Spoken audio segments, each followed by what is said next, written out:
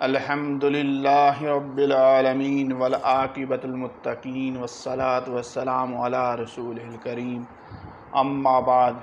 معزز سامعین و ناظرین، اللہ رب العزت نے نسل انسانیت کی رہنمائی کے لیے اپنے انبیاء اور رسل مبعوث فرمائے تاکہ اپنے برگزیدہ ہستیوں کے واسطے سے بندوں تک اپنے احکام پہنچائے۔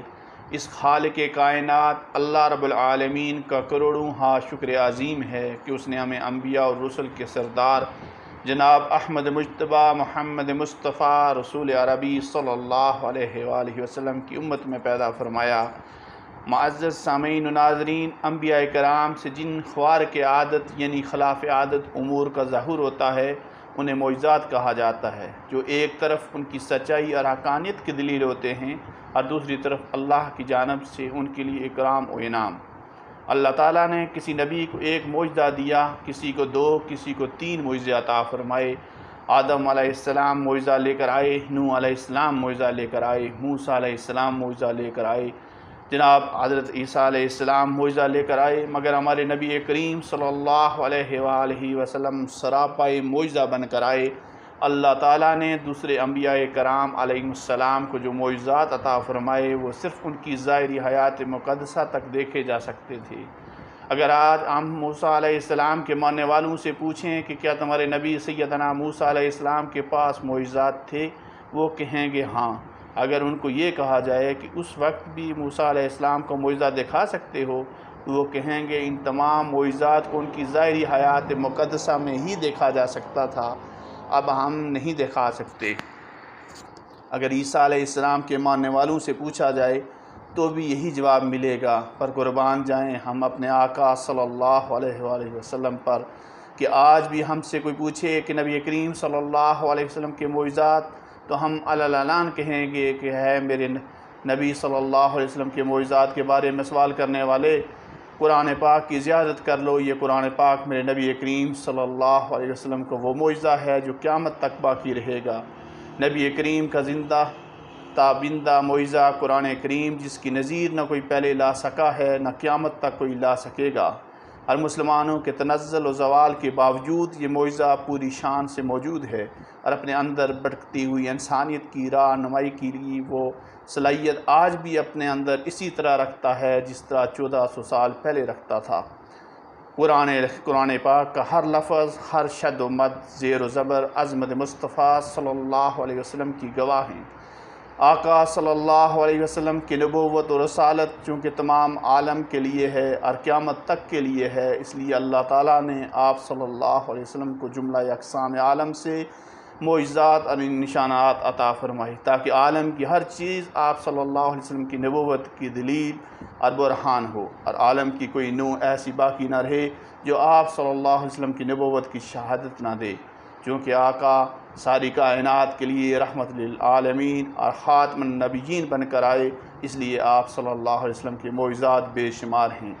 حضرت عبداللہ بن عباس رضی اللہ تعالی عنہ سے روایت ہے، وہ بیان کرتے ہیں کہ ایک عرابی حضور نبی کریم صلی اللہ علیہ وسلم کی بارگاہ اقدس میں حاضر ہوا، عرض کیا مجھے کیسے علم ہوگا کہ آپ اللہ تعالیٰ کے نبی اور رسول ہیں؟ آپ صلی اللہ علیہ وسلم نے فرمایا، اگر میں کھجور کے درخت پر لگے ہوئے اس کے گچھے کو بلاؤں تو کیا گواہی دے گا کہ میں اللہ تعالیٰ کا رسول ہوں؟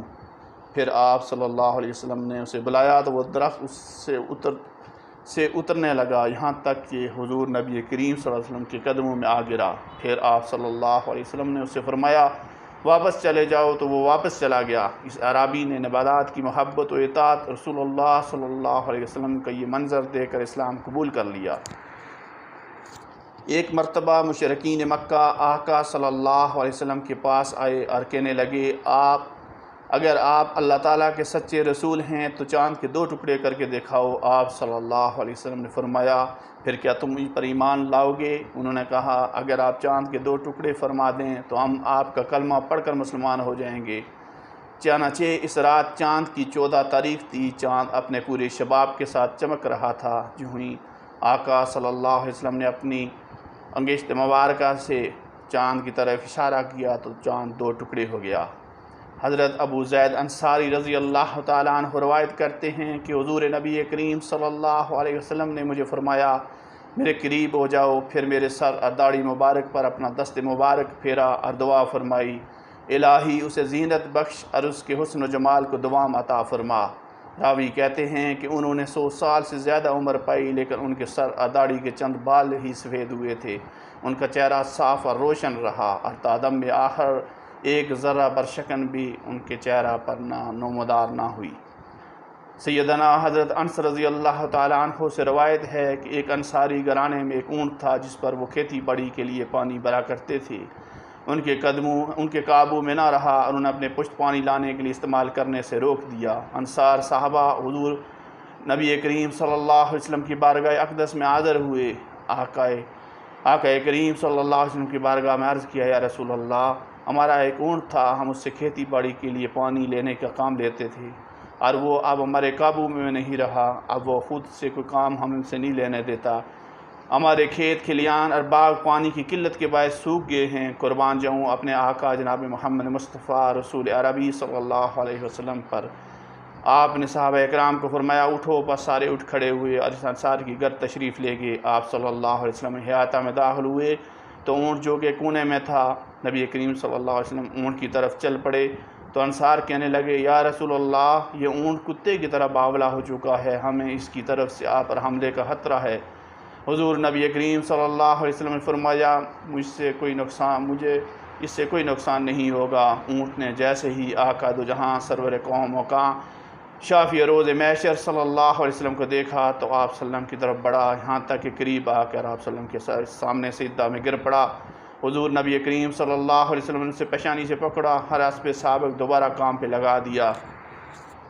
صحابہ کرام علیہم رضوان یہ دیکھ کر آپ صلی اللہ علیہ وسلم کی خدمت میں عرض کیا، یا رسول اللہ، یہ تو بے عقل جانور ہوتے ہوئے بھی آپ صلی اللہ علیہ وسلم کو سجدہ کر رہا ہے، ہم تو عقل مند ہیں، اس سے زیادہ حقدار ہیں کہ آپ صلی اللہ علیہ وسلم کو سجدہ کریں۔ ایک اور روایت میں ہے کہ صحابہ کرام نے فرمایا کہ یا رسول اللہ، ہم جانوروں سے زیادہ آپ صلی اللہ علیہ وسلم کو سجدہ کرنے کے حقدار ہیں۔ آپ صلی اللہ علیہ وسلم نے فرمایا، کسی فرد بشر کے لیے جائز نہیں کہ وہ کسی بشر کو سجدہ کرے، اور اگر کسی بشر کو سجدہ کرنا جائز ہوتا تو میں بیوی کو حکم دیتا کہ وہ اپنے شوہر کو اس کی قدر و منزلت کی وجہ سے سجدہ کرے جو کہ اسے بیوی پر حاصل ہے۔ حضرت عبداللہ بن عباس رضی اللہ تعالیٰ عنہ فرماتے ہیں کہ ایک مرتبہ حضور نبی کریم صلی اللہ علیہ وسلم کی عہد مبارکہ میں سورج گرہن ہوا۔ آپ صلی اللہ علیہ وسلم نے نماز کسوف پڑھی۔ صحابہ کرام رضوان نے عرض کیا، یا رسول اللہ، ہم نے دیکھا کہ آپ نے اپنی جگہ پر کھڑے کھڑے کوئی چیز پکڑی، پھر ہم نے دیکھا آپ کس قدر پیچھے ہٹ گئے۔